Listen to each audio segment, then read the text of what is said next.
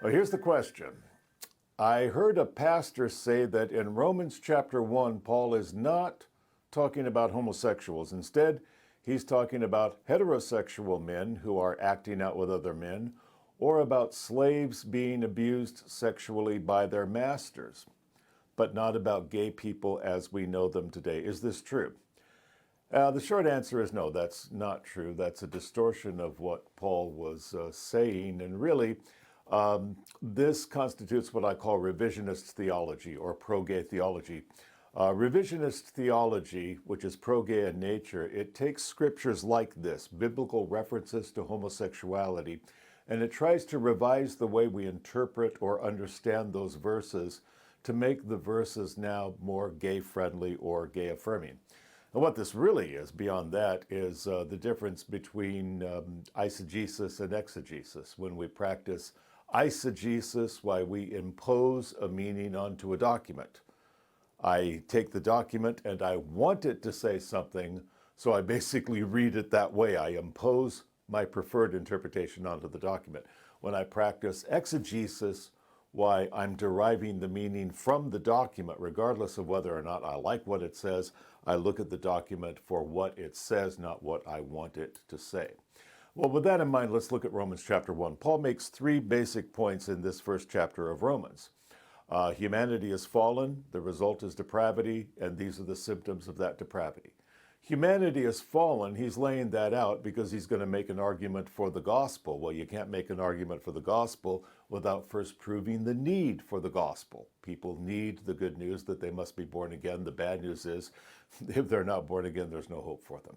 So he starts off by saying humanity is fallen. He basically looks at the first couple of chapters of Genesis and says, look how far we have fallen from that because mankind has taken itself out from under the authority of God and as a result has fallen. Sin nature has taken over. And the end result of that is depravity. That's the second point he makes. And then he says, and here are the symptoms of that depravity. The first symptom he names is homosexuality. He says, as a result of this, even the most basic human relationship which God established in Genesis in the garden, the male-female union, that's been turned on its head. Now women are engaging sexually with other women, and men are now burning in lust for other men, and they are receiving a due compensation within themselves for the error that they're committing. That's the way he describes homosexuality by the time he gets down to verses 26 and 27.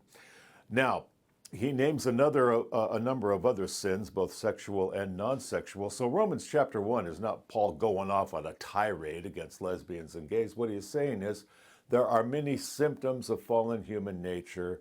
This is one of them. But it is significant that he names it as a significant symptom of fallen human nature. Now, he's certainly not talking about heterosexual men here. It is true that some heterosexual men may engage in a homosexual act for whatever reason, prison life, drunken experimentation, who knows. And so the pro-gay argument is, well, Paul is condemning men who are heterosexual for behaving in a way that is unnatural to them, but if they were truly gay, then that would not be a sin. That's not what Paul is saying at all. He's saying that the behavior is unnatural, no matter what the orientation may be of the man who engages in that behavior. It is still unnatural behavior. And he is talking about homosexual men because he says very plainly in verse 27, they burned in lust one for another. They were attracted to each other.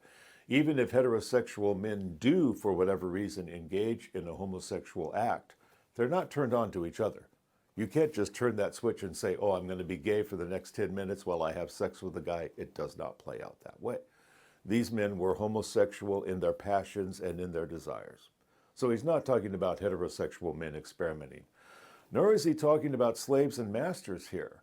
The wording he uses in Romans 1 is very specific. He says the men engaged with the men. The Greek word for males or men being arsein. And he said in Romans 1, the arsein, the men engaged sexually with the arsein, other men. The Greek word for slave or servant of that type is doulos, doulos. Now, had he meant to say this was a case of, say, Greek or Roman masters sexually abusing their male slaves, he would have said even the arsein engaged sexually with the doulos, the slave or the servant. That's not what he said. He said arsein with arsein. The meaning is clear. Homosexuality is described by Paul as symptomatic of fallen nature, unnatural regardless of the context in which it is practiced, and something practiced between consenting adults, males with males and females with females. Now, he doesn't elevate it above other sins.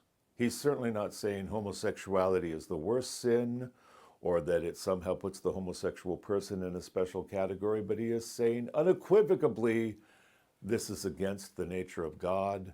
It is against what God intended to be the nature of man. Now look, when I read the Bible, I don't always like what I read. I read things that indict me. But I don't have the luxury of changing the meaning of verses I don't like. And if I don't have that luxury, nobody has that luxury.